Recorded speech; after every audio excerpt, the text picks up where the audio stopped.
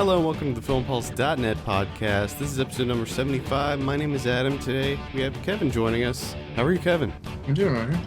All right, today we got a great show lined up. First we'll be speaking with director Cullen Hoback on his new film, Terms and Conditions May Apply, which is currently playing in select cities. Then we'll be talking about some of what we've been watching before getting Film Pulse contributor Ernie Trinidad back on the show for a review of Guillermo del Toro's Pacific Rim. And finally, we'll be going over this week's movie predictions and DVD and Blu Ray releases. Yes. First up, if you think anything you say or do on the internet is private, you're an idiot. And you need to see our guest Cullen Hoback's new film, Terms and Conditions May Apply, which digs into the nitty-gritty of privacy in the digital age. Cullen, thanks so much for speaking with us. Before we begin, I'd like to just get your verbal acceptance that you acknowledge that this interview will be recorded and published on the internet via iTunes and other content delivery systems. Do you agree to these terms and conditions? I do agree to these terms and conditions, yes. Great, so then we can get started. So let's talk about Terms and Conditions May Apply. Let's just get your synopsis of this movie. You know, I mean, my synopsis of Terms and Conditions May Apply is that it's really about what these corporations have taken from us for years and years, the nature of this trade, and what they do with our information, how they share it with other companies, who they share it with, how they abuse our data, and ultimately their relationship with the government and the overall costs to our civil liberties. And what brought you to this subject initially? You know, it started from a very different place. When I began work on the film, I was really asking the question, how is technology changing us? And the more I considered that, the less I was convinced that it was the technology itself. Over time, we've had all of these technological advancements, the printing press, the radio, and each time there's been this massive sort of technological shift, there's always been pushback.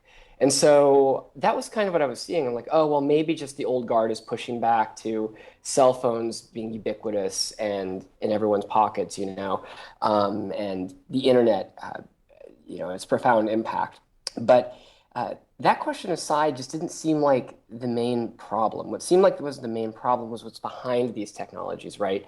That everything is, comes with this terms of service agreement, really a contract. If you think back on it, you never had to sign a user agreement for a book or, to watch TV. But now you have to have this user agreement. You have this contract, this legally binding thing that comes with everything that we do. So really, I realized that, it's what's going on behind the scenes. And what had really changed was that our privacy had been subterfuge. Right. And I think that it's interesting because it's something that we all do. We all sign or accept these terms and conditions, but who really reads it? Who really knows exactly what's going on? But the funny thing is we're sort of forced to. If we want to use the service, if we want to use iTunes or whatever it is, we have to accept that. Right. I mean, either you get the service or you don't. And to be a participating member of modern society, in many cases you have to use these things. So it's really a lopsided trade right now. And these terms of service agreements are designed not to be read. I mean, they're countless pages long. Some of it's in all caps, crammed together. It looks more like a texture rather than words and spaces, really. So given that, it's not really even fair that these things are legally binding. And now I think you might have noticed when you visit websites or you use an app, for instance, you don't even have to click I agree to the terms of service in many cases anymore. It's just that you sort of tacitly agree by virtue of visiting the site itself. So they've become even more invisible. Right, and I think that Google's probably the best example of that. You can use Google, right, without agreeing to anything just by going to Google and typing in a search term, and they're effectively recording your information from Sure, yeah. I mean, and think about it too, because anybody can go and use Google. You can be 7 years old and use Google. And then suddenly you have what is effectively a 7-year-old agreeing to this contract.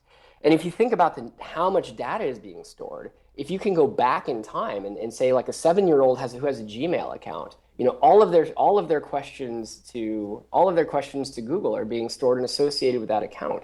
And so now there's this permanent record that's attached to us, and we have no ability to control that. We can't go in and say, I'd like to delete all of this that's been stored on me. Google sort of pays lip service to it, but if you go to their website and you try to actually liberate your data on their data liberation front, it's mind-blowingly difficult. So. And I think that Facebook is the same thing. I think that a big misconception is that people delete, status updates or what have you on Facebook, and they just assume that it's deleted, which is not the case at all. Not at all, no. I mean, if you delete something on Facebook, it is stored in perpetuity. And it's just that you're hiding it from yourself. So when you click delete, you can't see it anymore, but Facebook holds onto that information. And you know who else has access to that? Ultimately, the government. So nothing on Facebook is deletable. It's this permanent record. And I think one of the interesting things that you said early on in the film is that if you were to sit down and read every terms and conditions document that you see in a given year, I think it was something like it would take 1 month of your time to read through all that. One full month of work out every year, or 180 hours. That's like insane. It's insane. Of course you can't expect people to read these agreements. And it costs us a fortune. I mean, outside of just these web agreements, anytime we don't read that fine print, it costs consumers astronomical sums. And these things are designed to take from us, right? Like it's designed with the company's interest in mind, and there's nobody negotiating on behalf of the user. So obviously this system needs to change. And also, I mean, what agreement would you ever say yes to where the other party can change the terms at any time, right? Well, that's actually one big thing. I remember when, I think it was like in 2009 when Facebook did that, and they just arbitrarily changed everyone's privacy settings. Like, yes. To me, that's unbelievable. Yeah, that you can suddenly make everything on their profile visible to the world overnight. That's criminal, really, is what it is. You enter into this agreement under the assumption that you're going to be protected, and that at least if you set your privacy settings in a certain way, that they will remain in that way. That you're not going to have to constantly be checking. But the reality is, when we use Facebook or we use Gmail or Apple or Microsoft or any of these tech services, it really just comes down to trust. How much do you trust this company with your information? Who is able to see it behind the scenes? Because even if they say they don't share it with third parties, anyone who works at that company can have access to that information. It can be accessible to hackers, and of course, the government. And they're not necessarily considered a third party, but if you look in most of these user agreements, it says right in there that they can share information with the government to prevent crimes from happening, which basically is an open-ended statement saying, yeah, the government has access to what you do here. So yeah, and that's another interesting thing that you talk about in the film is the concept of pre-crime, and how nowadays the government has the ability to try to find crimes that have not been committed yet and arrest people based on that. Right. I mean, it's very much Minority Report. We're living in a brave new world where we have this concept, yes, exactly, of trying to stop something before it happens. And this is very problematic for quite a few reasons. A lot of what we do online can be taken out of context. A search that you do can be taken completely out of context. And and B, you might change your mind. Like, say that a system's not even taking it out of context. You might say, hey, you know what? I don't want to go rob that store. Or, hey, you know what? I don't want to go murder that person. But if we get into the game of stopping things before they happen, it doesn't actually it takes away free will. Right. It takes away our capacity to stop something, stop ourselves from doing something. But moreover, these systems are actually being used to stop far more problematic things. These systems are being used to monitor you and me, journalists, to see if they're talking to whistleblowers, see how they're reporting on the State of the Union. And then also it's being used to monitor protesters and limit dissent. And that to me is a very frightening concept. And one of the things that I thought was really interesting that really stuck with me was the fact that you do touch on it in the film that there's some people out there like myself who feel like we have nothing to hide. Like I don't do anything nefarious on the internet. So what's the problem with that? But then you kind of say, well, look, everything you do is being monitored, compiled, watched, and essentially, there's these kind of dossiers that are being put together with your information. And going back to what you were saying about like search terms and things like that, yes, I'm a journalist. I write about things that, may throw up red flags. Like I was writing about the film How to Make Money Selling Drugs. So, I'm like doing search terms on how to make money selling drugs. And that kind of worries me. There's something, it was recently revealed that the NSA has something like 340 words that are red flags. And if these words appear in whatever conversation you're having, they'll red flag it and they'll store that information. And it's shocking what's what's on this list. Exposure, for instance, is a word that's on this list. So you could be just talking about, wanting more exposure for the film, or wanting, the exposure of your photo, right? Mm-hmm. So there's a lot, or you could say like, we don't want too much exposure when we're trying to plot this attack. I just said 3 words that are certainly on their list. Right, exactly. Plot and attack, I'm pretty sure. We've been red flagged, and I'm talking to you from international waters right now, so we're definitely being monitored. Yeah, and to me that is kind of disturbing. Even though I think that I don't have anything to hide, and I think that that's kind of the rationale that a lot of people have, where they're just like, well, I don't have anything to hide. So if it ends up these systems, if they end up foiling terroristic plots or something like that, then that's fine.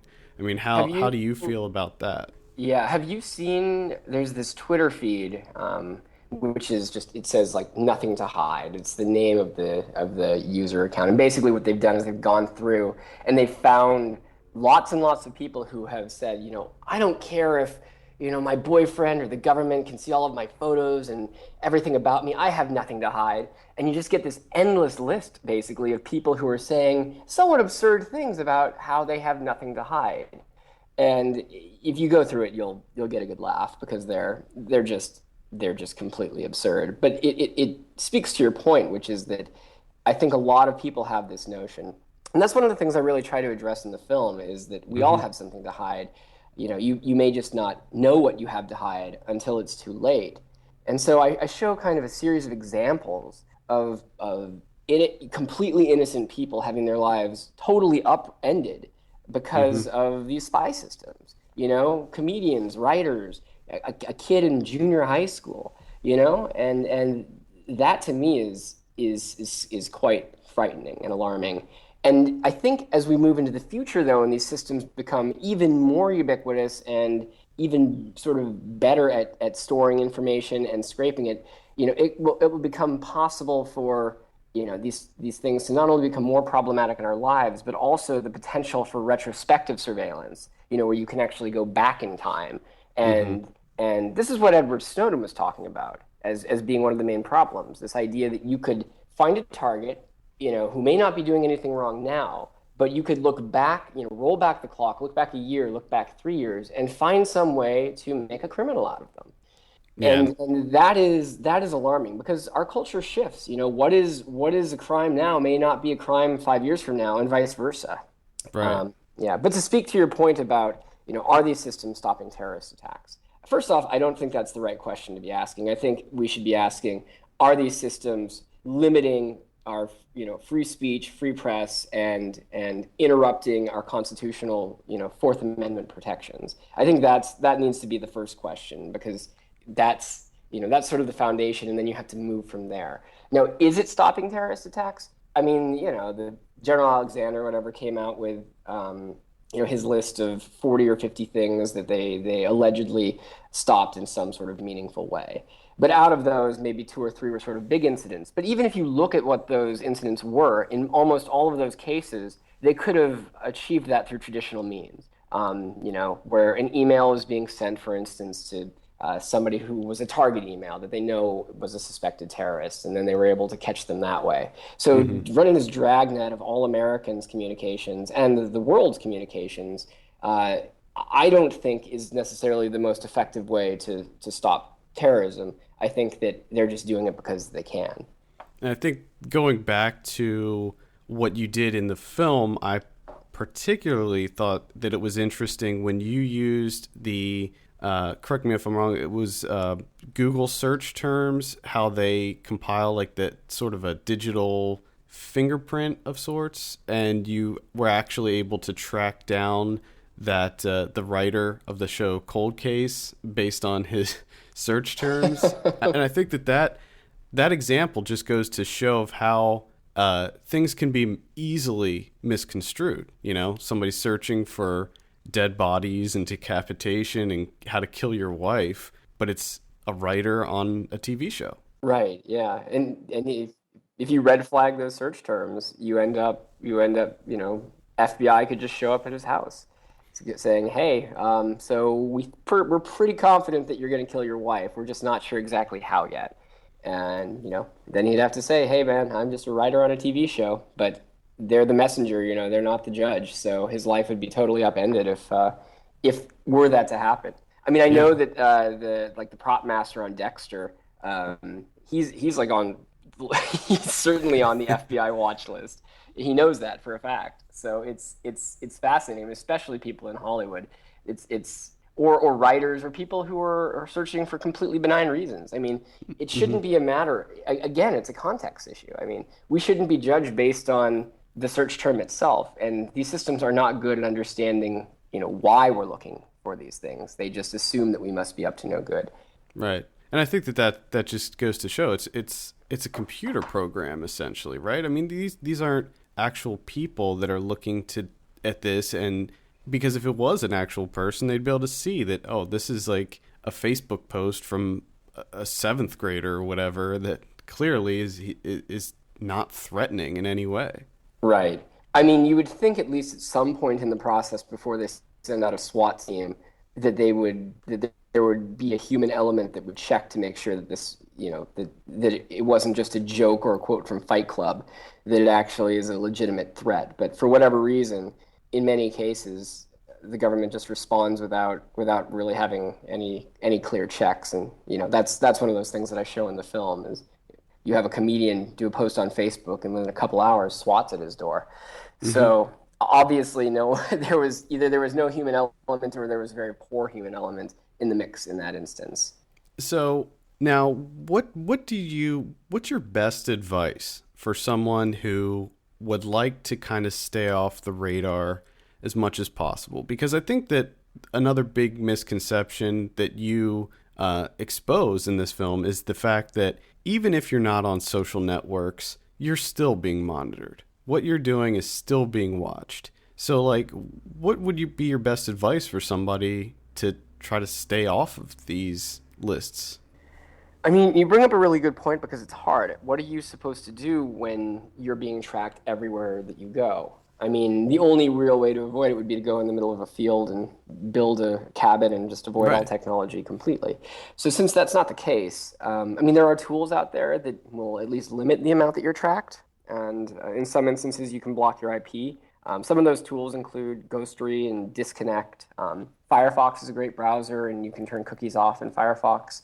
And DuckDuckGo will at least enable you to do private searches.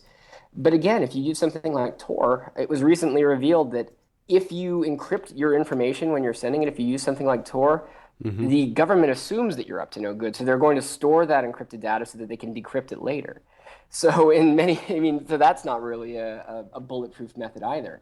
Um, So, so I so think, so like, to answer your question most directly, I would say I think you have to sort of think of everything that you do in a digital environment as being in public. Like right now, we may as well just say hello to the NSA because they're listening. yeah, exactly. So the best thing to do is just be careful of the terms that you use and be careful of the things that you say. And I mean, I think that is something that a lot of people don't really think about, especially when they do say something in a joking way, or if they're using like Snapchat to send like Right. a nude photo of themselves to their boyfriend or girlfriend. Like the best thing to do is just stay away from that kind of stuff.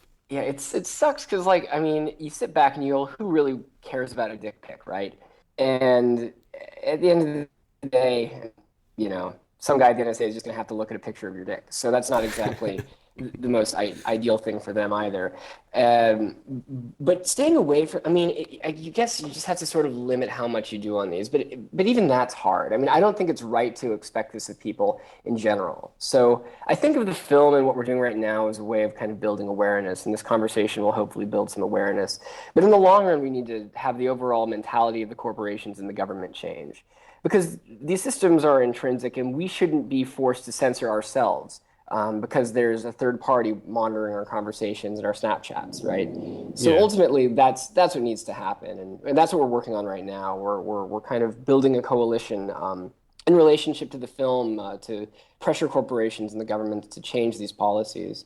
We're starting a website called trackoff.us, and that should be live starting July 7th. And that's going to be a place where we're really going to push these corporations to push the government for change, to say, you know what, we don't want to be watched, and storing all of this data is not okay. It's undermining the trust with these corporations, and of course, it's undermining the trust with the government. But also, we need to, I think, have a different mentality in relationship to these corporations, because as long as the data set is there, someone's going to access it, and it's going to be vulnerable. So we need to see a lot of change. I think these tools that I mentioned before are a good stopgap, but they're not Hmm. the answer. Right. So yeah, And that's I think there's other organizations out there like the Electronic Frontier Foundation. I believe that they do a lot of good work with keeping the internet free and private and everything as well. yeah. I mean, EFF and ACLU are doing a lot of really important work in the area and fighting, doing a lot of the ground fights. But I think in order to see some sort of massive change, there's going to need to be a larger coalition of really angry citizens saying, we're not cool with this and we want this to change. Representatives, do something about it. Because I think there's been a mentality on Capitol Hill for a long time now that people just don't care about this stuff. And I think that everything that happened with Snowden recently showed that no, people do really care about this stuff. They just didn't understand what was going on. I think that's why just the Verizon phone records themselves, when people could sit there and go, oh my God, this is actually happening to me. Those are my phone records, the people who I've talked to, for the amount of time I've talked to them and the frequency I've talked to them. People could really feel that. And even though that's not the most sort of devious thing that the NSA has been doing, it was Hmm. really a good way to reveal that this is something that's happening to everybody. So, just sticking with the Snowden thing, and this is actually kind of really topical of your film coming out right when all this stuff is happening. Maybe you could just give us your thoughts, or maybe tell for the listeners that aren't really familiar with this, just Sure. tell us about Edward Snowden and Prism as well. Right. So for those of you who don't know, I mean, Edward Snowden, he actually didn't work directly for the NSA. He worked for a subcontractor hired by the NSA. And, sitting in his office every day, seeing the kind of access he had to ordinary citizens' information, just unadulterated access, um, he realized it was highly problematic. And he started storing and collecting all of these documents that were floated around the NSA and their subcontractors. He fled to Hong Kong, and when he got to Hong Kong, he met up with a couple of journalists there and leaked all this information. And now he's being considered by the United States a defector and something they want to prosecute under the Espionage Act, which is something that the Obama administration, has done more aggressively than all other presidencies combined. And that's where we're sitting at now. And one of the key documents that Snowden leaked was the PRISM document. And what that showed basically, and there's some debate about whether or not it's direct, but what it showed is that Apple, Google, Facebook, Microsoft, AOL, Yahoo, Skype, and some company called Paltalk were all providing access to the NSA. And if you look at the documents, it really does look like they were providing direct access. And so Hmm. that means these dossiers that these companies are holding on you, the NSA can look at. I mean, if you've been a user on Facebook for more than 3 or 4 years, you're going to have a dossier that's longer than 1,000 pages and that's easily keyword searchable. So if you think about the information that Apple has on you, in your iPhone, like things you say Siri or Google has on you, or your most private, intimate thoughts. I mean, these are things that any old agent or any employee like Edward Snowden could have had access to. And he was very open about that. And you don't just walk away from a $200,000 a year job in Hawaii unless unless you really feel like this is something that needs to change. And that's what he did. He came out as an activist, and as a citizen, and said, you know what, this needs to be part of the public discourse. This shouldn't just be decided by a couple of people at the top, and and be going on secretly in the background. So now Edward Snowden is kind of on the run. I think he's in Russia at the moment, trying to figure out his next step. Yeah, I think he is. And it's become kind of a big political nightmare for the current administration in terms of how to deal with this. So yeah, that just happened a couple of weeks ago, and so it's really nice, in fact, that happened, because it's opened up the conversation in a lot of ways and raised more awareness surrounding these issues. So my hope is that the film will really dovetail nicely with it, explain how we got here, and show a lot more going on, and a lot of the broader implications surrounding these surveillance technologies. Because even though he's able to leak all of this stuff and shows kind of access, what he wasn't able to do is show the harm. And that's what I think my film does, is it shows the harm. Yeah, absolutely. Final question. Do you now read the terms and conditions? I of course not. And the reason that I don't read the terms and conditions is because, like I said before, they can change them at any time, and they pretty much all say the same thing. They go, we can share your information pretty much with whoever we want. We have, a degree of ownership over your information, and we can share it with the government. So if that's the case, then the terms and conditions aren't even that necessary to read. You just need to understand sort of what the general issues are surrounding terms and conditions, and that most of what you do online is in public. Yeah, I mean, basically, every site and service that you use should just say, by using this, we own you. That's totally what it should say. And actually is one sort of final point I just want to mention.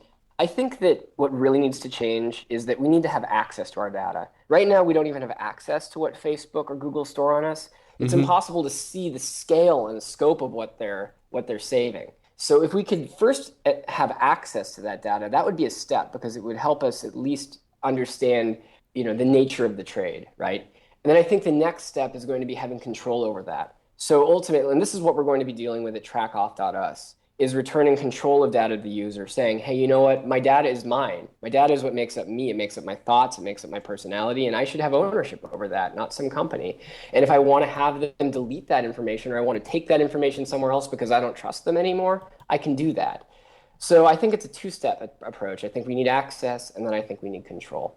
And it's not going to happen overnight, but I think, if the will of the people shifts, then it's certainly possible. So. Yep, and I think that raising awareness with films like yours is a big step in that direction. I mean, the more people that are aware that this is happening and that this is going on, then the more change can take place faster.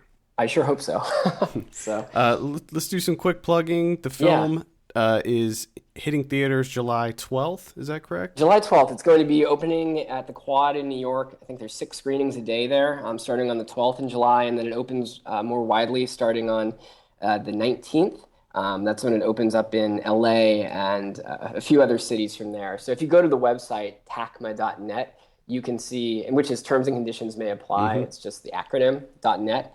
You can see all of the screening times. And in fact, if it's not in your city, you can request a screening. And if we get enough people in that city to request the screening, then we'll book a theater there as well. So. Oh, okay. Cool. Is that through like a service like Tug or something? Tug. It's through Tug. Yeah. Exactly. Yeah, that's a great service. So, and then what was the one more time for the other website that you're going to be launching? Great. Yeah. So tacma.net is the film's website. And then the other website is trackoff.us.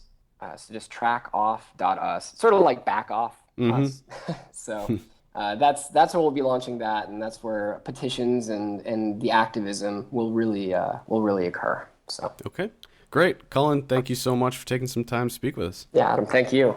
Thanks again, Cullen. Again, the film's terms and conditions may apply. If it's playing in your area, check it out. If not, you can demand a screening via Tug. Tugg.com. Tugg. All right, let's jump into some of what we've been watching. Kevin, you started off this week. Oh, I did not have a good week, mostly because a lot of the various platforms that I watch movies on, none of them seem to work this week. And I've just been living day by day in just absolute frustration and anger. I've tried to watch movies on like 4 separate occasions, and the shit would not work.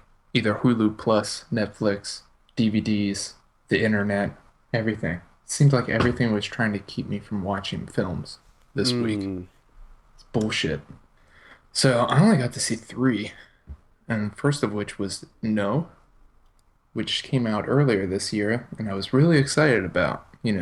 Gil Garcia Bernal, and the Chilean film about getting Pinochet out of there. And I wanted so badly to like this film, but I couldn't. I just couldn't do it. I thought I would love it, but I didn't. It was such a huge letdown. Number one, it's entirely too long. It's pretty much 2 hours long. Now, the greatest point of this whole film is they use a lot of the archival footage of the actual advertising campaigns that they used during this time. Right. And they get the movie to match that footage. So the director got an old U-matic camera out, fixed it up, and that's what they used to shoot the film. So it's all on video, and it looks amazing. But a lot of the film is just the actors watching the archival footage and then just responding. And by responding, I mean just being dead silent, looking around like they're in thought. And that's like 40 to 50 minutes of the film is that. And then another like 30 minutes of it is Gil Garcia Bernal just sitting around. That's all he's doing. He's just playing with his son's train. Just in turmoil, I guess, is what he's supposed to be doing. And it's just so unbelievably boring. I think this would have worked a lot better. Since they relied so heavily on the archival footage, I think it would have just worked better as a documentary. You can check out Gina's review on the site for this. She gave it an 8 out of 10. Yeah, I'm going to disagree. Where would you sit? I'm sitting like a 6. Okay. I mean, all the acting's great, and the look of it is like spot on. It's perfect, the way that they match it. But everything that happens is just, it's so unbelievably boring. It's not engrossing in any way whatsoever. I don't know if it was just me, if I didn't connect with it, but I'd be interested to see what you think of this, because it's a rough go. I've been meaning to watch it. I'll probably wait, because I don't think it's on Netflix Instant yet, is it? No, it's not. Yeah, I'll probably wait for it to pop up on there. Which it probably will, since I got the DVD in the mail.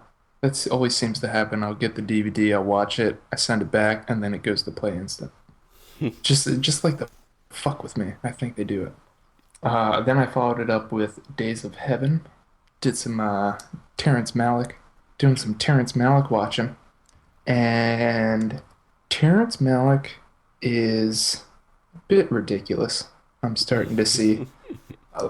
I mean, I've seen 3 of his films. Technically, I would say 2. I really don't remember much from The Thin Red Line, so I don't know if I can really count that anymore. But there's so many people that say that, he does this, he structures his films like poems and all that. How he does like just a little short clip and then cameras on wheat fields or nature or whatever, and then cameras on some type of wildlife, and then cut to just random couple words exchanged between 2 people, or like a glance or whatever. And to me, I just see a guy trying to mask the fact that he can't fucking write anything.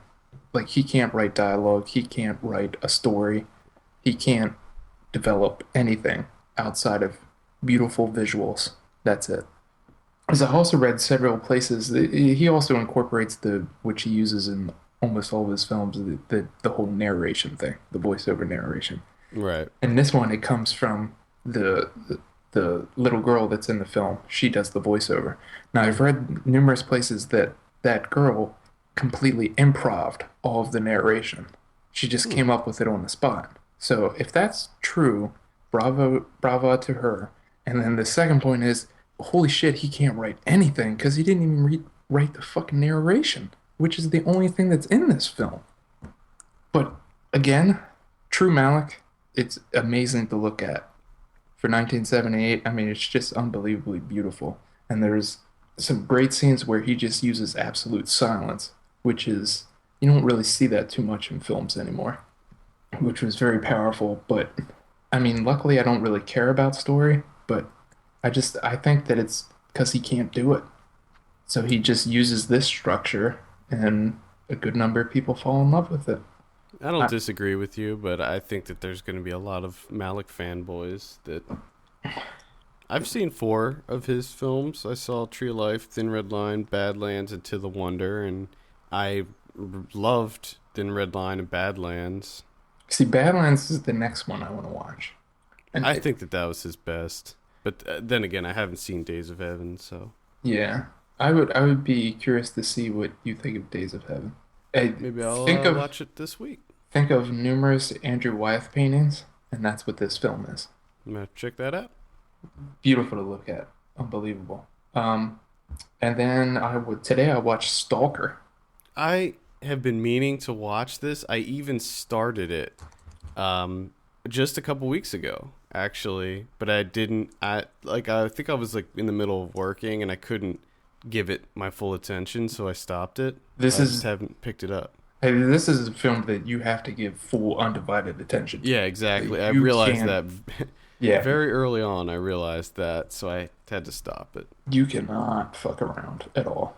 You undivided attention, 163 minutes. This is like the epitome for me of the type of sci-fi that I love. In all honesty, there's really no sci-fi in this film whatsoever. There's no like special effects. There's no crazy out there type stuff. The only thing is that, you know, there's a guide, his name's Stalker, and he leads 2 men to an area known as the Zone, where they find a room where like all your wishes come true. But it's more of, I mean, the entire film is them trying to get to that room. So it's essentially just 3 guys walking through the wilderness trying to get to this place. And it's very, very, very philosophical the way they start getting into a whole number of things. And it's one of those types of movies that you can read into it so many different ways that it's almost impossible for me to really talk about it right now. I mean, number one, it's amazing to look at. It's unbelievably beautiful. And the way that it's completely structured, all the actor performances are just top notch. But it's so complex and it's really like thought provoking that it's really difficult to form an opinion of it or what you think about it or, you know, an interpretation of it after like I finished it like an hour ago. And I'm still not sure what to think about it. And I have a feeling I'm probably going to think about Stalker for like the next week until I have it figured out. But Yeah, this I'm is gonna definitely try one to. of the best sci-fi films I've ever seen. Which Yeah, I'm gonna try to watch this. so that's I've seen 2 Tarkovskys now, this and Solaris, which were both sci-fis, and they're both like 2 of the greatest sci-fi films I've ever seen. So Tarkovsky, 2 for 2, Malik, not so much. There you go. There you have it. That's it. That's all All I got right. done. I saw a good bit of stuff this week. Some great, some not so much. I started off with Before Midnight, the new Richard Linklater. Ooh. And I know that you don't you could care less about this, but it was actually playing in a theater in my area, which really surprised me. In fact, as soon as we were done recording last week, just on a whim, I looked up showtimes, and there it was, and I was like, yes. But this is might be a 10 out of 10 for me. Ooh. It's not right now, but Damn it, now I gotta watch it. You can't tell me it's a 10 out of 10 and I'm just gonna blow it off. it's not there yet for me, but like it's one of these movies where when I came out of the theater I was like, "Oh man, that was amazing." But then like several days, weeks later, it's almost been a week now that I've been removed from it, and just sticking with me. Like, I'm just thinking about it a lot, and it's exactly like the other two. I think that it's better than Before Sunrise and Before Sunset. Mostly because the characters have evolved. You know, they're older. So it's You see, that's one of the reasons that I sort of want to finish the trilogy, because that's the main reason I hated the first one so much. It's because I thought it was so just ridiculous and it's a lot immature and different. juvenile and just fucking dumb. But I would like to see if he does evolve, like they grow up and become smarter. It's so interesting because it's the type of movie where when you take it at face value and you just listen to the conversations and you're like, oh, that was pretty good. But then when you start thinking about the conversations that they had in the previous films and just the small things, like for instance, they'll be telling stories in this movie that refer back to conversations and events that took place in the earlier ones, Mm, but they get some of the facts wrong and they forget how it was because they're 18 years removed from it, you yeah. know? Like, so that's to add that in there is really interesting. And then also the just how the characters change and how the way that they feel about certain things is different, and it feels so real and so natural that I find it completely amazing that they were able to do this, because when you watch it, it doesn't feel scripted. It feels like natural conversation, and from what I read, I think that it was pretty heavily scripted, Hmm. but everything just feels so natural and real, and I absolutely loved it. It takes place in Greece, and there's more conversations with other characters in this too. Like the other two, it was mainly just Ethan Hawke and Julie Delpy. Hmm. In this one, they have some more conversations with friends, and then there's kids involved in this one as well. Oh, okay. So, but essentially, it is the same structure as the other ones, where it's just conversations. Yeah. Just And but I'll tell you, it was so good. I just loved it, loved it. all right. I'm gonna have to watch it now. Thanks a Yeah, I lot. think that was I think that was Ernie's top pick of the year so far, Wow. and it's inching its way up on mine too. So, then I saw Gasland Part 2. This is currently on playing on HBO Go, so you can check it out there if you didn't see it when it aired on Monday. This is the essentially just kind of picking up where the first one left off. It's a documentary about natural gas drilling or fracking. Uh, Very interesting. It'll definitely make you angry, Mm-hmm. which Hmm. is what it's supposed to do. The way that he puts together the movie, I like it. His use of music, he has these really kind of interesting title cards that break up the film into like stories or segments. He injects a lot of humor in it too, which kind of lightens it up a bit. If you don't know about the whole fracking thing and natural gas and what it's doing to the environment, I highly recommend checking this one out. You can watch this one without seeing the first one because this one just kind of recaps everything. Okay. It's sort of like the Paradise Lost trilogy where you can just pick it up. You don't need to see the previous ones, but I definitely recommend that. It's directed by Josh Fox. A lot of it takes place in Pennsylvania. Yes, So, this is actually something like I saw the first Gasland and I enjoyed it, but being where I live, I have to hear about this shit like constantly every day through, listening to the radio and stuff, that I'm not so much interested in Gasland Part 2. And it's not the movie's fault. It's just I'm bombarded with it yeah. all No, the I can time. So understand I'm that. like, I can't hear any more about fracking and natural gas and Marcellus Shale and all that stuff. It's pretty messed up though. I Hmm. mean, Oh yeah. Oh it's yeah. it's definitely something that should not be happening. But so I do recommend that. It was really good. Coffee Town was my next film. This is a comedy that's playing on demand right now. It's actually created by the guys behind College Humor, that the website College Humor. Mm-hmm. I really wanted to like this movie. There were certain parts of it that were genuinely funny, and it has a great cast. I mean, Glenn Howerton from It's Always Sunny, Steve Little from Eastbound and Down, Ben Schwartz from Parks and Rec, Josh Groban is in it. I mean, the first three right there, I'm in. Yeah. I mean, it's probably worth checking out. It's not, unfortunately, it's just not a very well-made movie. They use a lot of things that are completely unnecessary. There's a lot of narration by Glenn Howerton, which is not very good. They use animation in it, which... That's always a bad idea. Yeah, because it's like, why? Why is this happening? There's no point to adding it.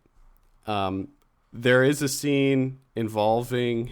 They make a reference to the movie Rad, which we had Ryan watch, and they recreate the bike dance scene from Rad. Do they go balls out in the lumberyard? No, it's just the dance scene, but they do play the "Send Me an Angel" song, which that scene was great.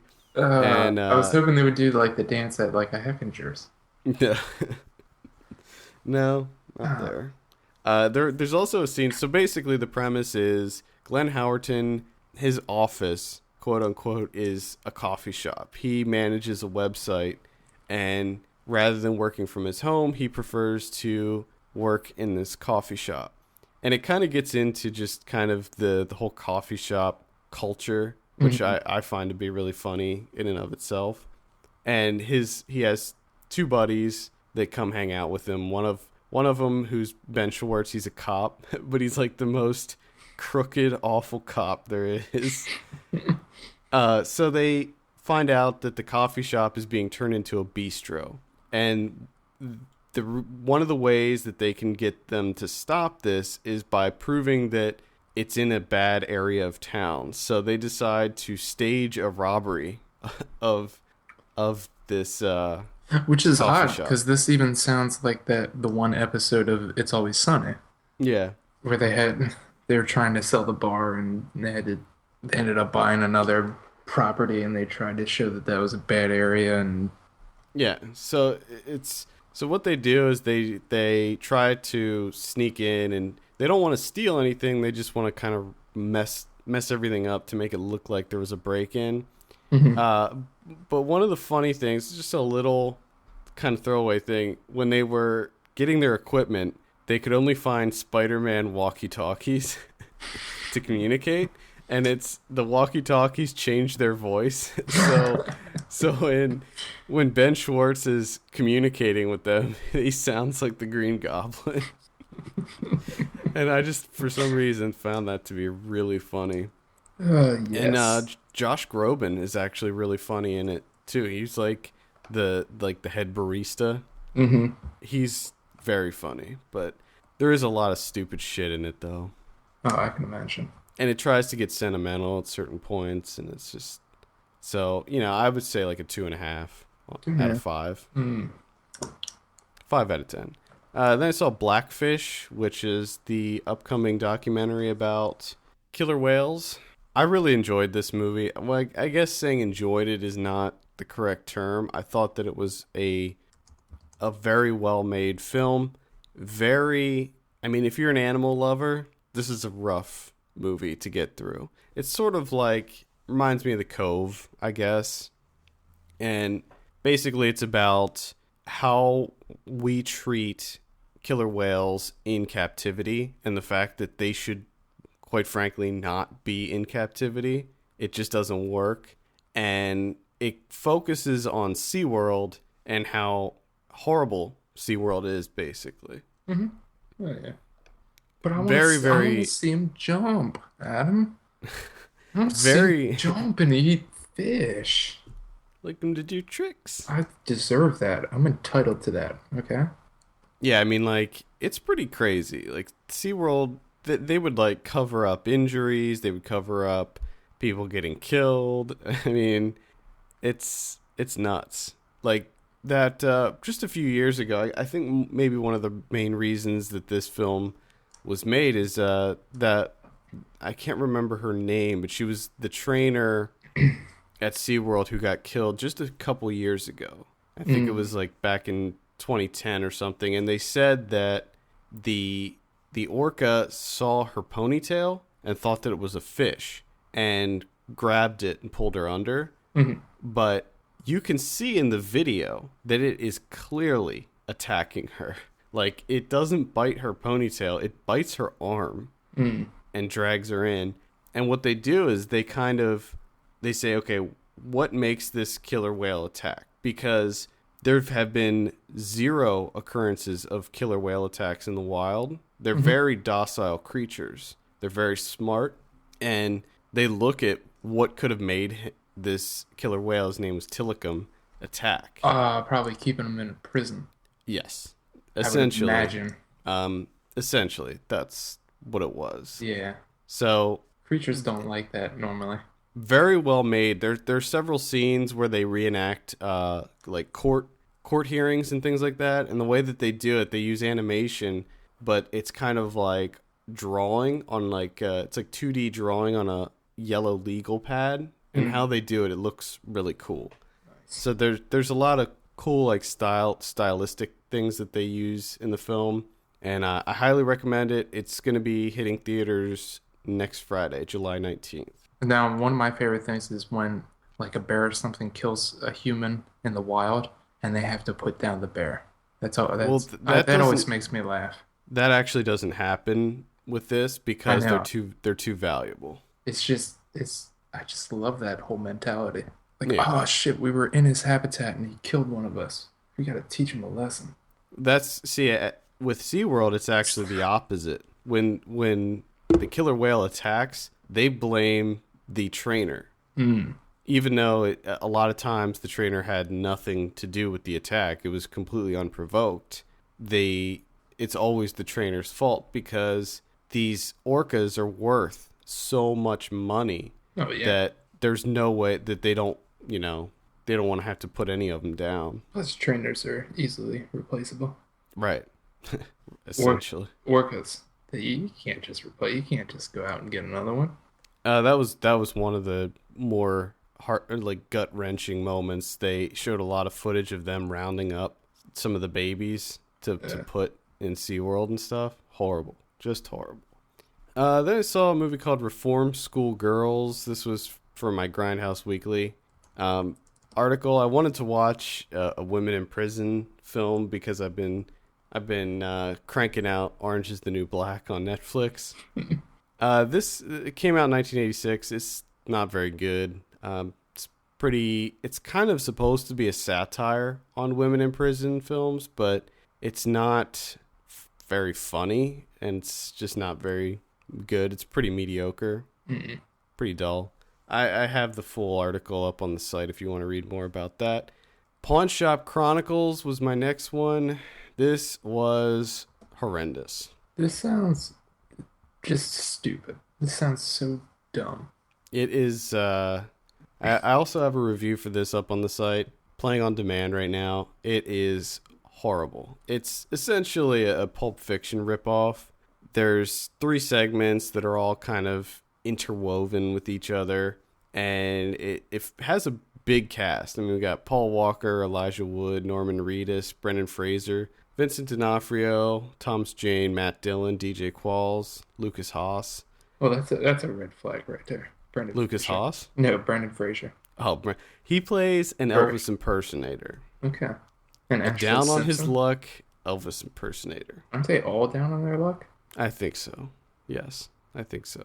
This sounds like this is this year's Baytown Outlaws. Well, Baytown Outlaws came out this year, so this has trumped. It's worse than Baytown Outlaws. Wow. So this is why the guy did the Cooler, though. Yeah, but he also look at what else he did. Oh yeah. I'm seeing that now. I just saw the Cooler, and now I'm seeing everything else. It's all in context now. Mind Hunters or whatever. I actually liked Running Scared with Paul Walker, but Paul Walker plays a meth head in this, and it really bothers me because everybody in this movie is a caricature. They are so cartoonish and act so ridiculous. And Paul Walker's a meth head, so all he does is grind his teeth and scratch his beard, like, nonstop. And it bothered me so much. I can't recommend it. It's ridiculous. Read my review. You'll see what I thought. Finally, I saw a horror movie called Jugface. I was Almost said interested. Jughead. I'm interested in this. This was very interesting, actually. It's directed by a guy named Chad Crawford Kinkle. And this is his first feature film, and it's a low budget, definitely slow burn horror movie that it's about this kind of backwoods mountain community that they worship a pit, and the pit will periodically possess someone in their community and have that person create a moonshine jug out of clay, and that jug will be in the form of someone's face. Sure. So jug face. That's where jug face comes from. And that person will have to be sacrificed to the pit. Okay. And to do that, they essentially slit your throat and you bleed into the pit. Into the pit. And so you feed the pit your blood. Yeah. Okay. And basically, there's a girl. She hangs out at the pit a lot. She's played by Lauren Ashley Carter. She discovers that there is a jug face for her, but while the guy is still in the trance, she steals the jug face and hides it in the woods so that they don't kill her. Mm-hmm. Because she recently finds out that she's pregnant with her brother's baby. Okay. And obviously the pit does not like this and starts killing people in the community. I was surprised at how good this was. This was incredibly intriguing. One of the things that I really liked about it was that there was no bullshit voiceover exposition, like telling you what the pit is and all that stuff. Like, there's none of that. They just throw you in and you figure out how it works as the movie progresses. Nice. No hand holding, no like... I like that. Where they don't take you for an idiot. Yeah, you can figure this out. In a lot of movies like this, there will be like this little like preface or this little it's insulting. This little section. For some reason I'm drawing a blank on the word, but there's usually a section at the beginning of the film where they show ancient text, pictures, and like describe what the pit is and whatever. Like, they don't do any of that shit in this. It's just really good. Sean Young's in it too. I was just gonna say Sean Young is in it. Is this a comeback? No. Are we thinking comeback? Out of all the performances, hers was the worst. Oh. Yeah, I mean, the acting isn't great. It is a decidedly low budget film, so there is some CG in it that's not very good, but it's nothing like that would pull you out of it. Okay. Because see, that always gets me worried. When you're low budget, I mean, use your creativity. There's no need for CGI. They only use it in this one character. He's kind of like a ghost sort of thing that comes up, and they use it for him.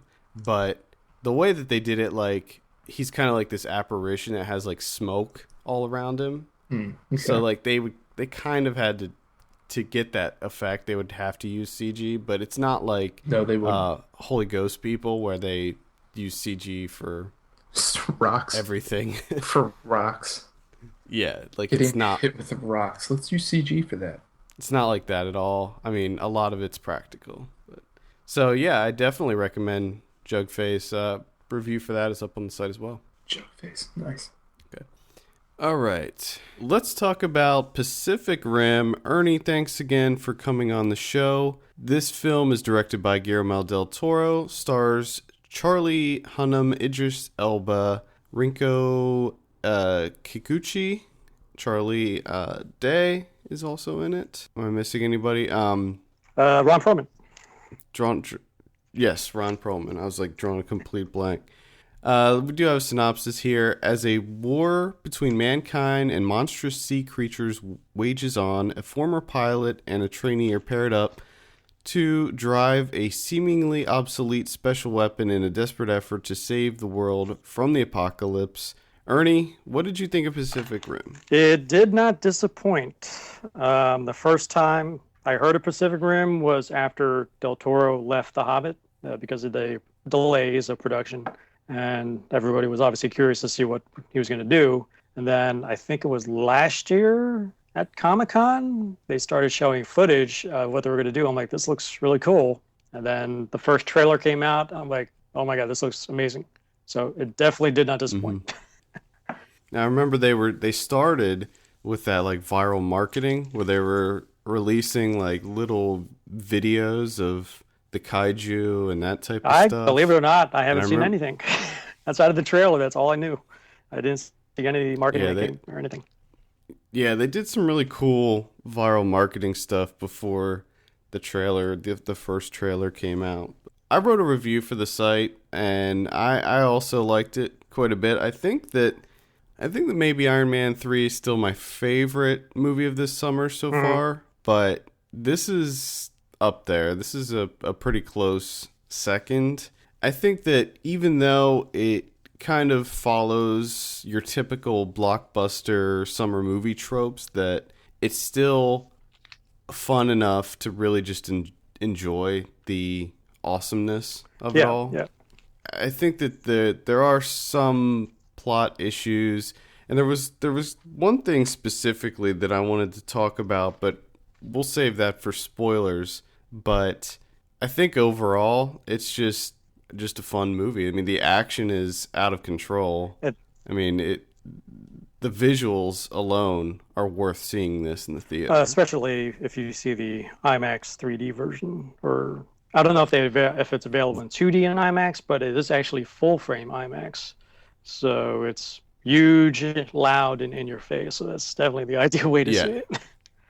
Yeah, and I actually saw it at the IMAX as well. So I was pretty blown away by the visuals. One thing that I really liked a lot was not just how everything looked on the outside. Like, I thought the kaiju were pretty ordinary looking. I wasn't really that impressed with the look of them, but it was all the Jaegers, all the different types of Jaegers. I was really into that. And specifically, I liked all the interior scenes with when they showed them controlling them from the inside.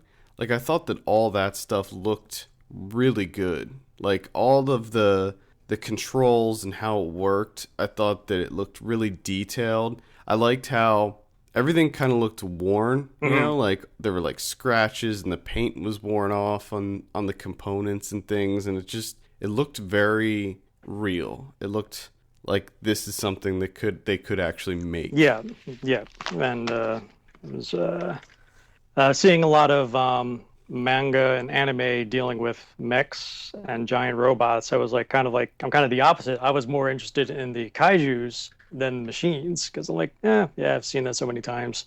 And it's like, of course, it's kind of Transformer-esque, but obviously better than Transformers. Better than the entire Transformers series.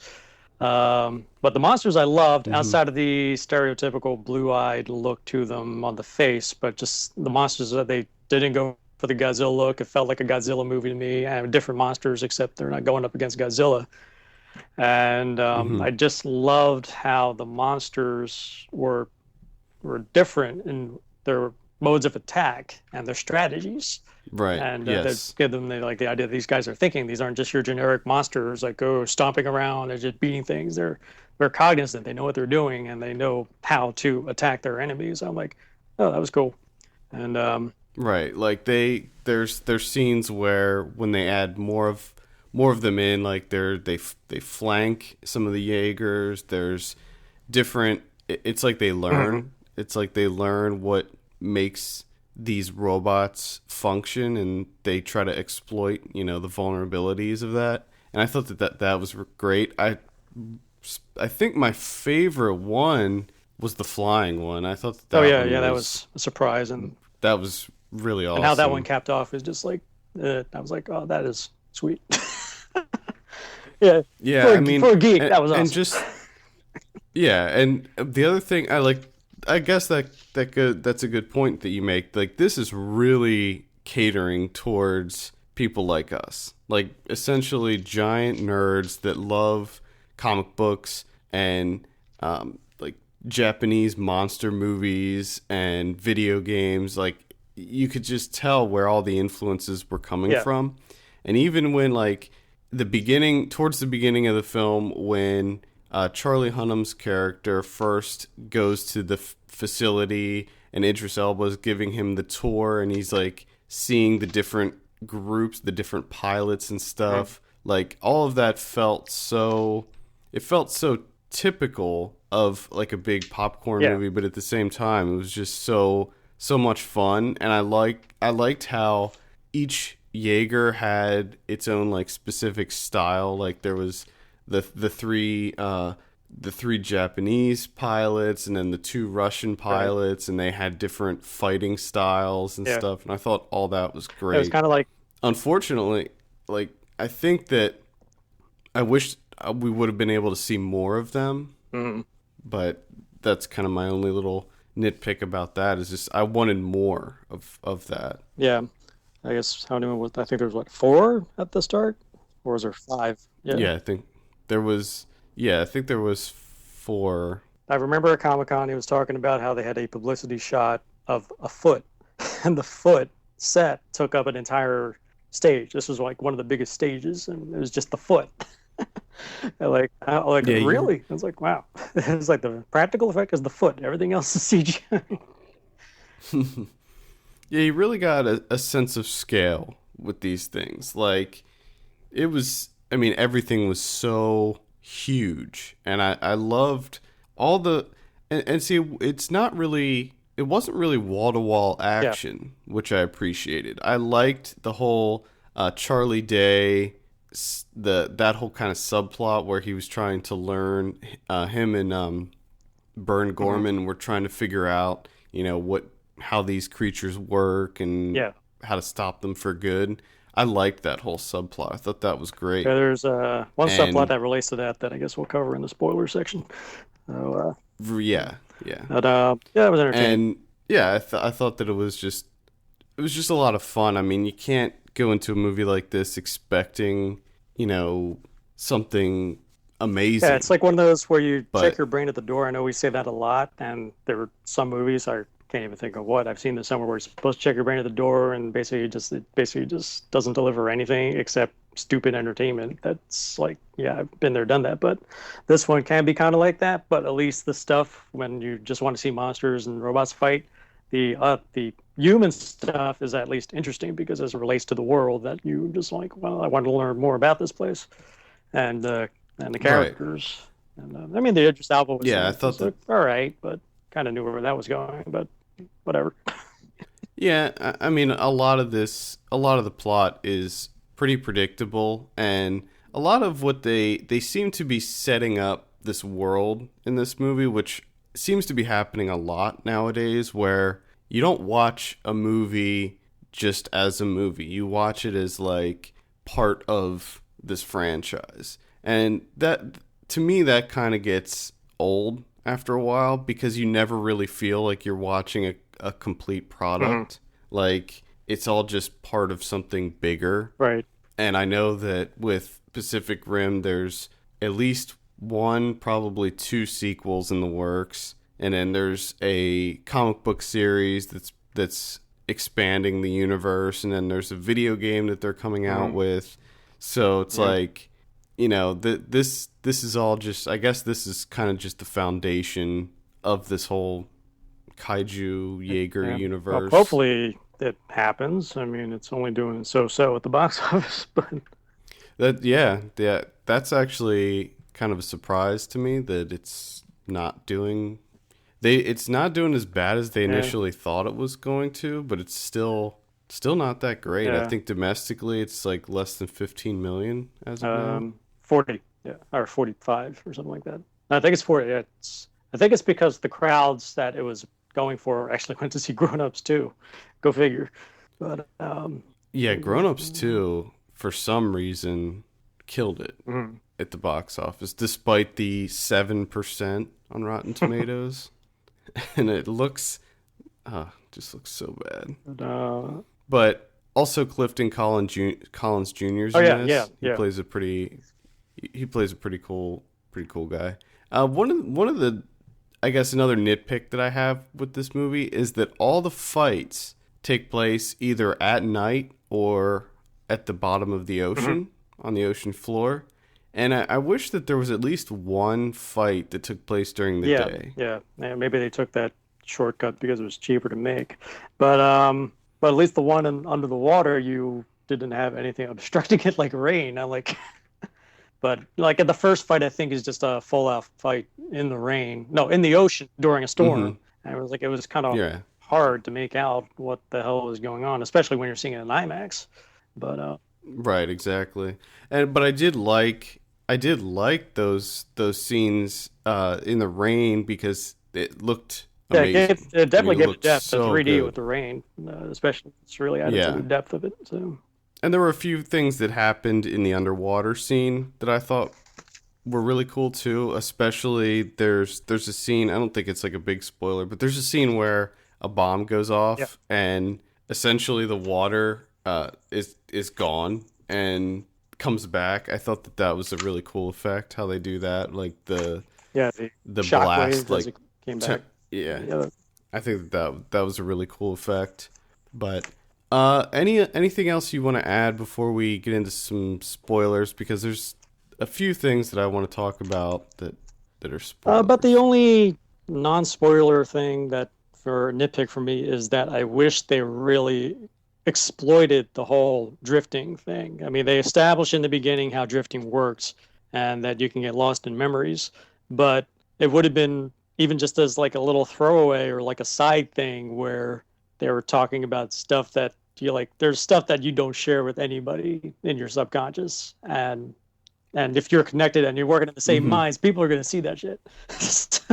But they never went after that. Would have been kind of funny to hear about. It's like, oh yeah, what about that time in your room? Like, I don't know what you're talking about. Yeah, and that's actually that brings up 2 points. The first one being the whole concept of the drifting, and so basically, in order to have 2 pilots in one robot and have them synchronize the moves, they use this process that essentially does like a mind meld where it combines the left and right hemisphere of each person, and that for some reason I found that to be more unbelievable and problematic than the concept of the Jaegers themselves. Like for some reason I was not buying into that. I didn't particularly like the effect that they used for that. I didn't like too much. So you have more problem with the drift than you have 200-foot monsters roaming around the earth. Yes.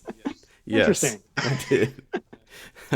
I did, and that actually leads to the question that I had for you that I'll save during spoilers. The other thing that I wanted to mention is that there is a lot of comedy in this movie, or not a lot, but they do put it in, especially with the Charlie Day stuff.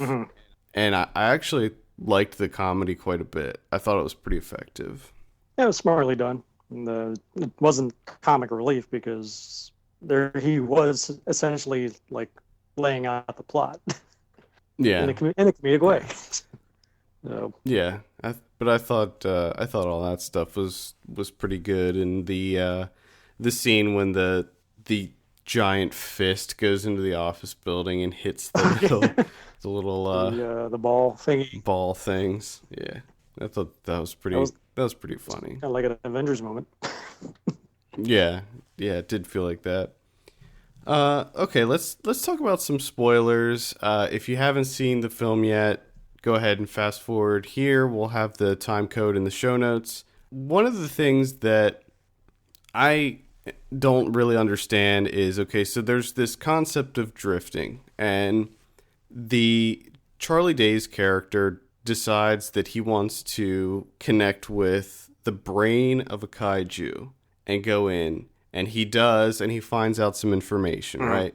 and then they send him to this black market kaiju organ dealer who's played by Ron Perlman. And Ron Perlman says, okay, when you drift, it's a two-way street. You can see their thoughts, they can see your thoughts or memories, right? And essentially that's how, somehow the kaiju found out where he was because of this, and that's what I didn't understand, because if the kaiju's dead, how do the other ones know that they did this? Think which one was it? It was the one that he first drifted with, the one that was in the lab, was still partially alive. Yeah, so he drifted. So he drifted with that the one in the lab. Yeah, yeah. And then I guess that gave because they're collective high, that even a partial brain can still make a connection. So I'm guessing. That's what I guess, but that I found that to be, I was like, well, I don't really understand if the kaiju's dead, how it can somehow communicate back to the other ones, like through this portal into their world. Just, it seemed like a stretch for that to. Well, that actually ties into the whole Ron Perlman thing, where he says it's like, hey, you're not the only one who did it, and then he shows he's got the scars too. And it didn't dawn on me until well after I saw the movie, because in the beginning of the film they're like laying out as like, oh yeah, all these monsters attacked and we lost, we didn't know what to do, so we made monsters of our own, and we struck back and we beat them, and then another one came, and then another one came, and then gradually it got so like passe that, oh, they're going up against another monster. It's like these guys become superheroes and whatnot, and then they mentioned then something changed, but you don't know what. And then it didn't click with me until well after I saw it. Oh wait, Ron Perlman was the why things changed. When he made that first connection, then he knew stuff, and that's how they were able to come back and just like start winning on their side. And then he connected, and then that got even worse. So I'm like, oh, that makes sense. But it's still, I guess they still haven't really established how that connection is still there, even though they're dead. Yeah, even though they're dead, and apparently the brain that he used wasn't even like a full. It was just a partial. Yeah. Part of a brain. Wasn't even like a full brain. A sub-brain. So who knows what? I wonder if the brain looks like the bug brain from Starship Troopers or something. I did like going with that. I liked that whole scene where they found out they were harvesting the one that had fallen, and they found out that it was pregnant. Yeah. I thought that was that was pretty cool. Yeah, I love that, where they're just like taking parts and they're walking off with these giant parasites.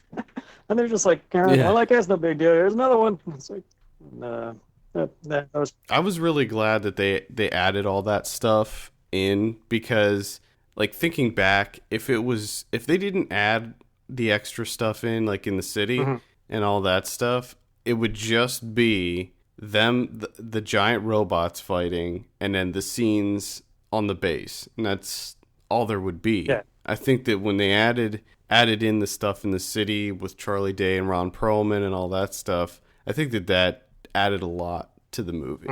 It would have been just like an old school Godzilla movie where it's Godzilla versus monsters on a remote island. That's right. I was like, okay, there you go. But at least it gives some weight to the drama of it all, as mass destruction occurs. Kind of like on the scale of Man of Steel, except I'm pretty sure they actually do recognize that they probably just killed thousands of people in the name of killing these monsters. I think that the other thing, because I was thinking about the collateral damage in this movie, because it's pretty high. Yeah. I mean, if not the same as Man of Steel, it's higher than Man of Steel, because it's everywhere. Yeah, but I love the fact in this one that when they kill a kaiju, they just incorporate it into the architecture. They just build around the bones, because I guess there's no place to put the bones, or just totally just take it apart. And they're like, just build around it. So. Yeah. And I also like the fact that in this world, there's at least somewhat. It's like they've built in an alert system. You know, it's like a hurricane alert where they know at least a little bit ahead of time when a kaiju's gonna pop up. and it can give people a chance to evacuate and get to shelters and that type of thing. And I like that they address that. So it's not like when these fights make it to the cities, they're just killing everybody everywhere. Mm-hmm. There's at least ample opportunity, or at least some opportunity, for people to get the hell out of there. But at least it also establishes the fact that, sure, they're just going around wanting destruction, but they actually do show that they do have a mentality, and they actually can single people out to go after. It's like a show where they go out after Charlie Day, and then they also show in a flashback how one of them was just going after a little girl. So, so that was cool. Yeah, exactly. So what did you think of the film's conclusion, Under the Water, with Idris Elba essentially deciding to sacrifice himself? Well, and just how the end played out. It didn't play out exactly as I thought it would. I mean, I was kind of amused at how similar it was to ID4. With especially actually. down to the part where the bomb is in the face of the aliens. It's like, yeah, it's very ID4. But yeah, I was expecting it to be Alba as the one they sacrificed, does the jump, but then they changed it around where he still sacrifices himself now. Day and Rico have to make the jump, but the whole, maybe it's because I'm just like a closeted pessimist or something, but they could have gone for a less than happier ending, where it was like, okay, I get it, he got Rico out, but it wasn't necessarily needed that he had to get out. So, well, I think again they're building that franchise. They got to keep him alive. Yeah, but it was cool how the machines are just coming undone, and they're just trying to find any possible way just to keep the mission moving forward. Yeah, I was okay with the ending. I thought it was fine. I'm not really sure, because again, going back to this whole franchise thing, it's like, that it's not over. Another one of these fissures or whatever is just going to open up. So it's like this almost felt like it was the third part of a trilogy or something. It was like we just saw the final battle, or this could be the beginning, and we don't know what's around the corner. But just the way it's set it up, because it doesn't really. It would have been interesting for a prequel to actually address the invasion and just show how we were dealing with it, how we were losing, and then figured out a way. It'd be like Pacific Rim Zero, just to keep it in line with Japanese kaiju. Yeah, I mean, but I think that because at one point they say how this happened. It's due to the pollution and climate change that gave them the ability to survive the atmosphere. Global warming is real. It happened before. Yeah, that gave them the ability. It was giant kaiju farts or something. Yeah. So, what's going to prevent them from just opening up another rift or whatever? Yeah. They're just going to open up another one and send 3 at a time as opposed to 1. So. Yeah. And so I guess that kind of, just thinking about that kind of made the end less impactful for me. Mm-hmm. Just thinking about the fact that they could just open up another one. So, I liked Idris Elba's character, and I was sad to see him get killed, but I kind of saw a lot of that coming. Yeah. And, of course, they had the post-credit tag with Perlman, which is kind of funny. Oh, I didn't see that. You missed that? What happened there? It was right after the credits with that had the graphics on it. They're just saying they cut back to the city where that baby kaiju died. Mm-hmm. And then you start seeing the side of that kaiju getting bulging and getting punched. And then you think, oh great, something's coming out, and then a knife comes out. And then Ron Perlman, all covered in gook, comes out. He's like, "Where's my shoe?" That's awesome. Well, and that's how it ends. That was cool. That sucks that I missed that. All right, any other spoilers to add? I feel like there was a couple of things I missed in there, but the when the one kaiju flies and is taking up into the atmosphere when the when they pull the sword out of the Oh yeah, that was Jaeger. I'm like, huge. I was not expecting a sword. I'm like, that is so cool. That like brought me back to Voltron. Hmm. Like, I was like, Yeah. Voltron, cool. I think fans of any kind of giant robot series, like And then there Gundam, was, Voltron, any of that stuff, will definitely be into this movie. and then another fight after that was where there was with the sword there was a kaiju charging. I guess That it was was it great. Gypsy? Was it called Gypsy Rose? I think it was called Knows Gypsy Gypsy Danger. Gypsy Danger. And then the thing comes at him, and then they shove the sword in the mouth, and then the momentum he keeps moving forward and gets cut in half. Yeah, It's like that that was was really cool. cool. That was in the underwater scene. The other going back to the other Jaegers, like I said before we got into spoilers, I wanted to see more of them. I felt like they died way too quickly. Like Yeah. they got destroyed immediately. And these are supposed to be like the cream of the crop. And like I really wanted to see the one that had the three arms, the one that was piloted by the triplets. I wanted to see that fight, and it Yeah. was like, oh man, because It's they got possible that maybe they did shoot something and cut it down because the movies for them was getting too long. But in today's standards, like 2.5 hours is not too long for a summer blockbuster. But no, it would have been great if they actually showed these guys in a fight, so you can see just how badass these guys are. And then they go up into the next fight, and then they're getting their asses kicked, and then you're gonna be like, right, what the hell's going on here? exactly, So, but yeah, that doesn't happen. You're just told, yeah, these guys are awesome. But then they're like, oh, that was fast. yeah, they get killed almost immediately, which I didn't like, and even the other Jaeger that was supposed to be like the big badass one, the Mark V or whatever, like even that gets disabled right away. Yeah, I yeah. just I don't know. I wasn't too into that. I did like all the stuff outside of the robot though, like when they were shooting the flares at it and stuff. I thought Oh that yeah. was cool, and I think that again lended lended itself to realizing exactly how big these robots are, Hmm.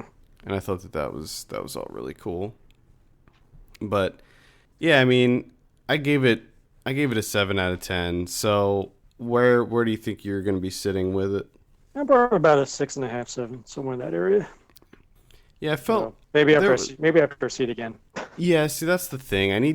What I need to do is see it again, because usually after I see one of these big, action fests, I'll feel one way or the other, and then Mhm. my thoughts of it could change pretty Right, dramatically.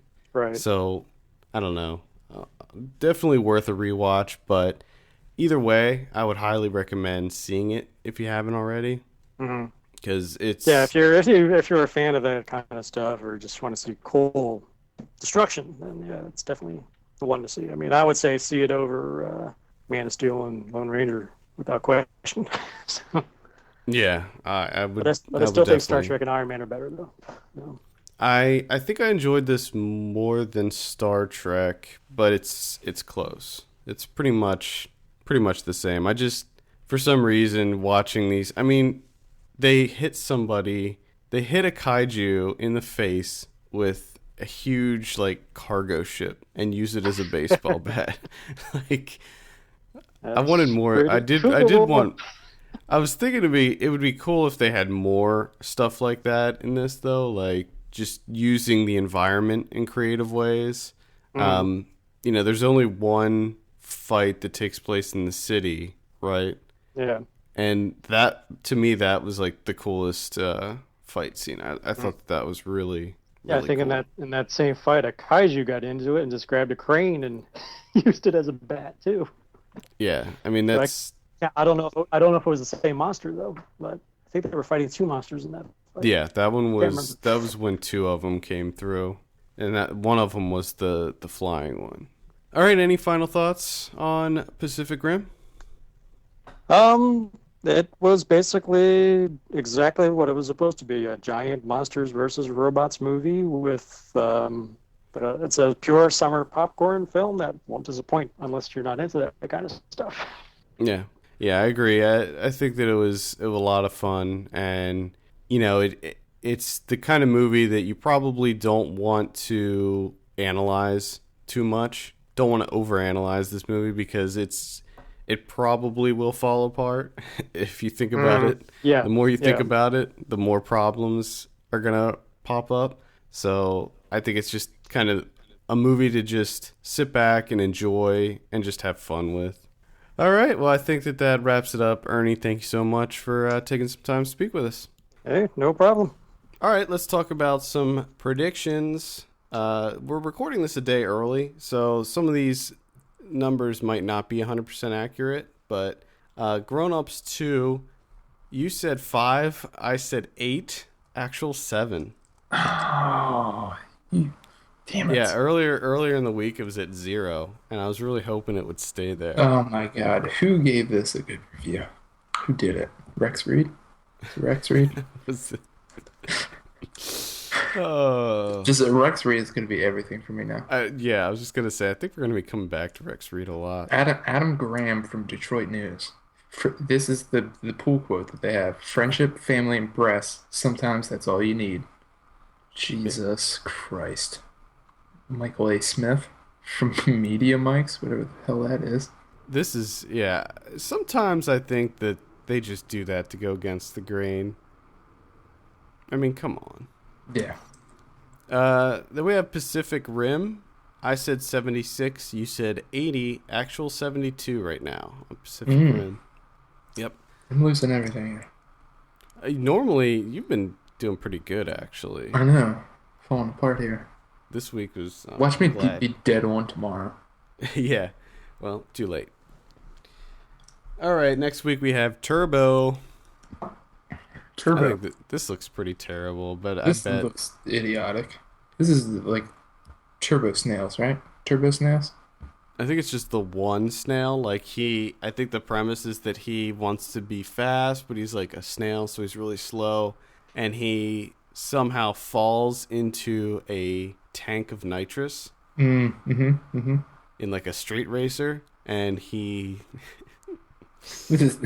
he gets injected with the nitrous.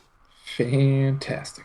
And I think like the premise is that they want to enter him into NASCAR or something. Yeah, he's trying to achieve his biggest dream, which is winning the Indy 500.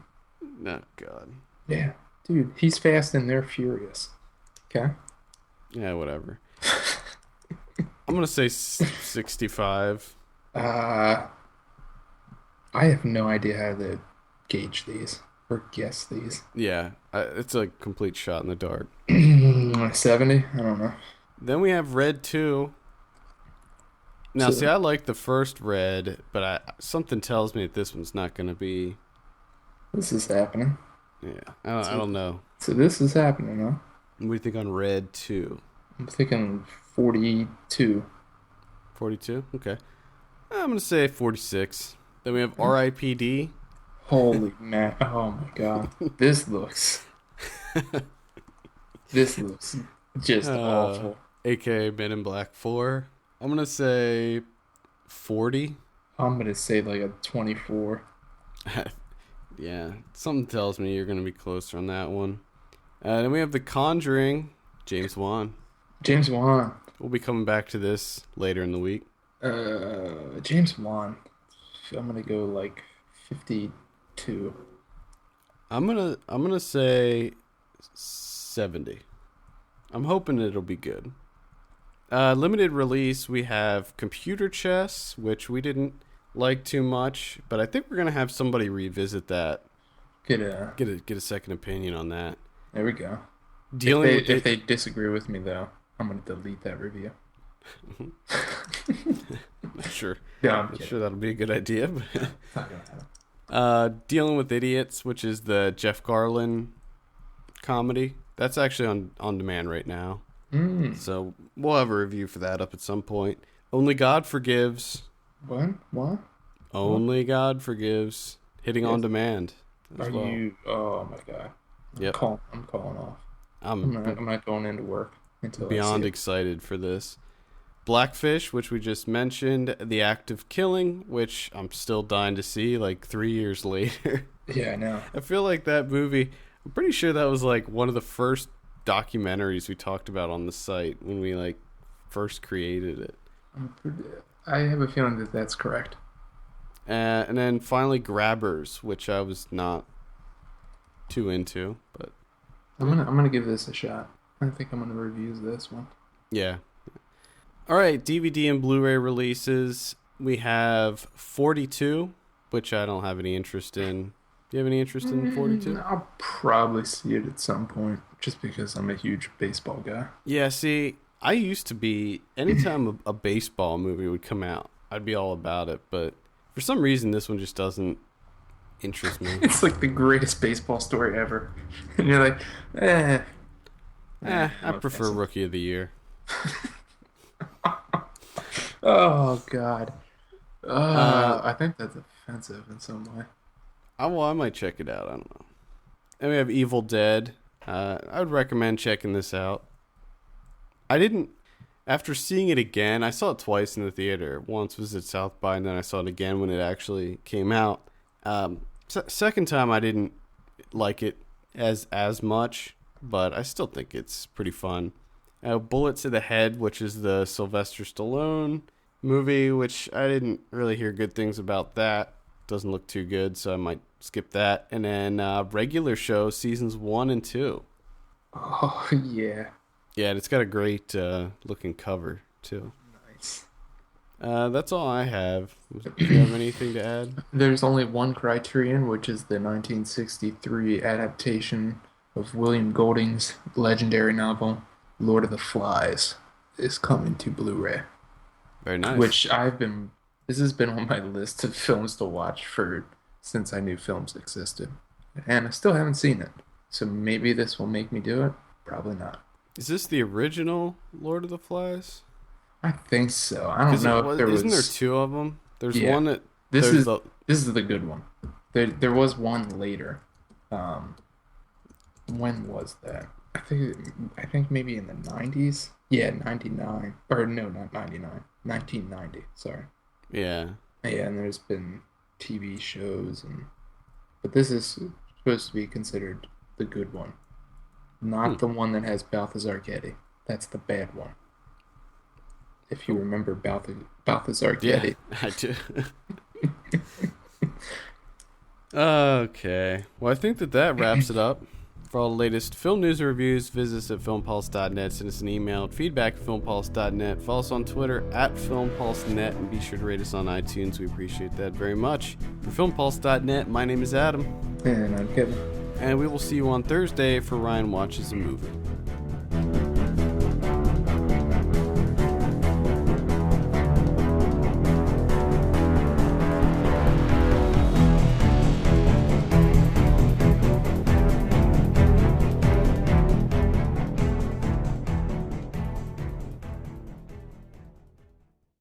Right.